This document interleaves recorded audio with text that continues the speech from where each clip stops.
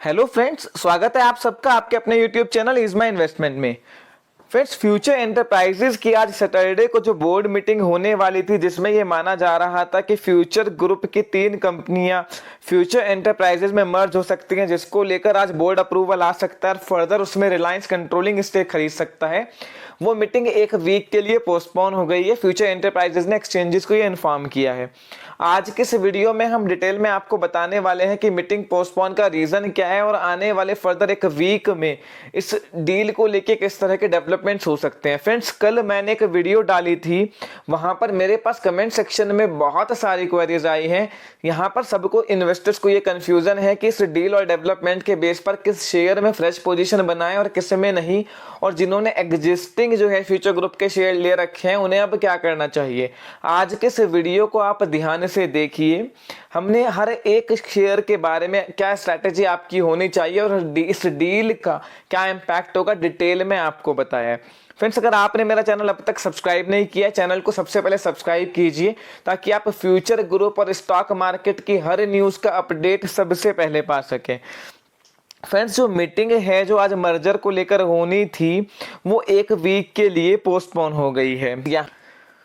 Friends, business standard के हवाले से ये खबर आई है कि जो इनका प्लान था 3 कंपनियों को मर्ज करने का, जिसके लिए आज बोर्ड मीटिंग होनी थी, फ्यूचर लाइफस्टाइल, सप्लाई चेन और रिटेल को फ्यूचर एंटरप्राइजेज में मर्ज करने का, वहां पर अभी बैंक, रिलायंस इंडस्ट्रीज और फ्यूचर ग्रुप के बीच में कुछ बातचीत हो रही है। इस प्रोसेस को स्पीड अप किया जा रहा है। इसकी वजह से मीटिंग एक वीक पोस्टपोन हुई है।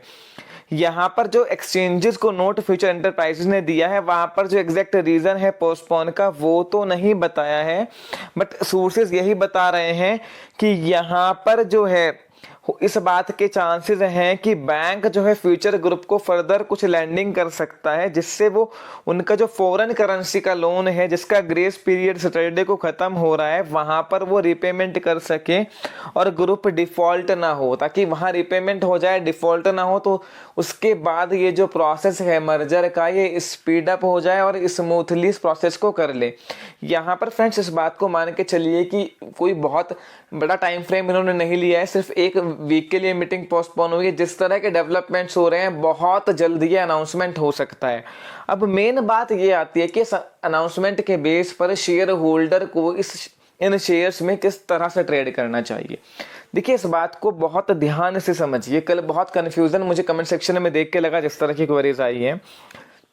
जब फ्यूचर, रिटेल, लाइफस्टाइल और सप्लाई चेन एंटरप्राइजेज में मर्ज हो जाएगी और न्यूज़ ये है कि उसमें रिलायंस कंट्रोलिंग स्टेक लेगा, अभी तक ये क्लियरिटी नहीं है कि वो फ्यूचर एंटरप्राइजेज फर्दर रिलायंस में मर्ज होगी नहीं होगी, और इतने शॉर्ट टर्म में लगता भी नहीं है ऐसा होगा। अगर ये मर्जर यहाँ पर होता है तो उस बात को मान के चलिए कि Future Enterprises as a merged entity काफी टाइम के लिए सरवाइव कर सकती है और लेटर ऑन इस पर डिसीजन लिया जाए, क्योंकि रिलायंस के जो स्टेक खरीदने की बात अभी चल रही है वहां 50% के आसपास चल रही है।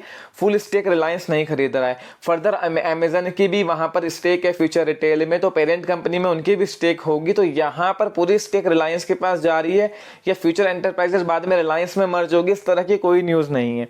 तो इस न्यूज़ फ्लो के बेस पे आप इस बात को समझिए कि फ्यूचर रिटेल, सप्लाई चेन और लाइफ स्टाइल के जो शेयर होल्डर हैं उनको अल्टीमेटली फ्यूचर एंटरप्राइजेस के शेयर मिलने हैं।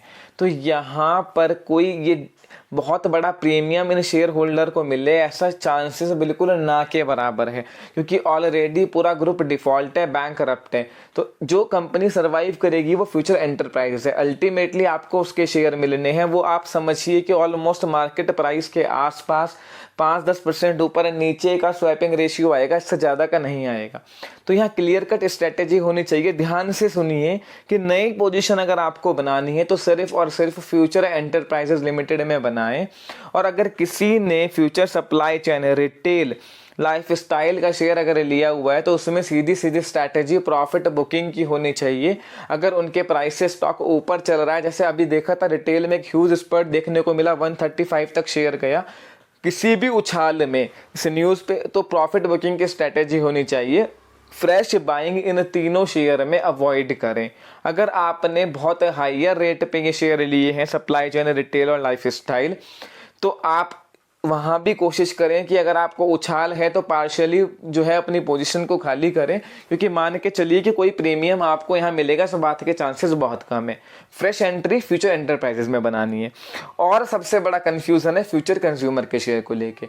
मैंने कल भी बताया था, मैं फिर रिपीट कर रहा हूँ, फ्यूचर कंज्यूमर इस डील का पार्ट नहीं है as per the media reports और जो बातें निकल कर सामने आई हैं पिछली जितनी भी news future group Reliance deal को लेकर आई हैं। पर फ्यूचर कंज्यूमर जो प्रोडक्ट बनाता है वो एफएमसीजी मैन्युफैक्चरिंग कंपनी है। जो वो प्रोडक्ट बनाता है, जो ब्रांड्स वो ऑन करता है, उनकी सेल होती है फ्यूचर रिटेल के आउटलेट में। तो ध्यान से इस बात को समझिए कि अगर रिलायंस कंट्रोलिंग स्टेक ले लेता है, रिलायंस का जितना भी रिटेल का जो है फुटप्रिंट है, इतना बड़ा रिटेल स्टोर्स है रिलायंस और फ्यूचर ग्रुप के मिला के, उसका पूरा एक्सेस फ्यूचर कंज्यूमर को मिल जाएगा। जब प्रमोटर चेंज होगा, सेल्स बढ़ेंगे, तो फ्यूचर कंज्यूमर का तो अपने आप रिवेन्यू बढ़ेगा, पहली बात। दूसरी बात, ये जब ग्रुप के पास पैसा आएगा तो हर कंपनी की लायबिलिटीज कम होंगी। ऐसा तो है नहीं कि खाली फ्यूचर एंटरप्राइजेज की लायबिलिटी कम करेंगे, बाद में ग्रुप धीरे धीरे हर कंपनी पे काम करेगा। तो फ्यूचर कंज्यूमर एक सबसे अच्छी बात है, बढ़ा भी नहीं है। फ्यूचर कंज्यूमर में क्लियर कट स्ट्रेटेजी होनी चाहिए, थोड़ी सी हाई रिस्क कैपेटाइट है, आप सीएमपी के आसपास 10 रुपये 65 पैसे नीचे जाए, थोड़ी थोड़ी क्वांटिटी में पोजीशन बनाएं। जिन्होंने हाइयर रेट पे लिया है, अच्छे रिस्क कैपेटाइट है, 10 रुपये के आसपास एवरेजिंग की भी स्ट्रेटेजी रखें। फ्यूचर कंज्यूमर में ना कोई पैसा डूबने का खतरा है, ना ही कुछ ऐसा है कि स्वैपिंग रेशियो अगर पेरेंट कंपनी के एंटरप्राइजेस के साथ आता है या कल को कुछ और डेवलपमेंट होते हैं तो बहुत डिस्काउंट पाएगा। दोनों ही केस में वहाँ पैसा डूबने का बिल्कुल भी जो है चांसेस नहीं है। एक और बात मैं ऐड कर रहा हूँ फ्रेंड्स, जिन्होंने retail retail life style supply chain काफ़ी हाई रेट पे लिया हुआ है और उन वहाँ से स्टॉक जो है नीचे चल रहा है, तो वहाँ एवरेजिंग का कोई ज़्यादा बेनिफिट उनको नहीं है, क्योंकि अल्टीमेटली फ्यूचर एंटरप्राइजेस के शेयर मिलेंगे। वो एक काम कर सकते हैं कि होल्ड करें, अगर थोड़ा डिस्काउंट पे भी उनको एंटरप्राइजेस के शेयर मिलते हैं, अगर ये न्यूज़ कन्फर्म हो जाती है और एंटरप्राइजेस के शेयर उनको मिलते हैं, वहाँ पर रिलायंस कैपिटल इन्फ्यूज़ करता है और वो कंपनी ऑलमोस्ट जो है बहुत सिग्निफिकेंटली डेट रिड्यूस होगी उसकी, तो वहां पर उस कंपनी में एक बड़ा स्पट देखने को मिलेगा, जिसकी वजह से आपका जो पुराना लॉस है वो भी रिकवर हो जाएगा। तो दोनों तीनों केस में आप होल्ड करके रखिए, यहाँ पर कोई बहुत बड़ा लॉस आपको होगा इस बात के चांसेस बहुत कम है। उस डेवलपमेंट को ध्यान से देखिए फ्रेंड्स। इस वीडियो को देखने के बाद आपकी काफ़ी सारी क्वेरीज जो है मुझे लगता है रिजॉल्व हो गई होंगी। फर्दर फिर भी आपकी कोई क्वेरी हो, आप मुझे कमेंट सेक्शन में बताइए, I will surely get back to you. अगर ये वीडियो आपको पसंद आएगी तो लाइक एंड शेयर कीजिए। Thank you.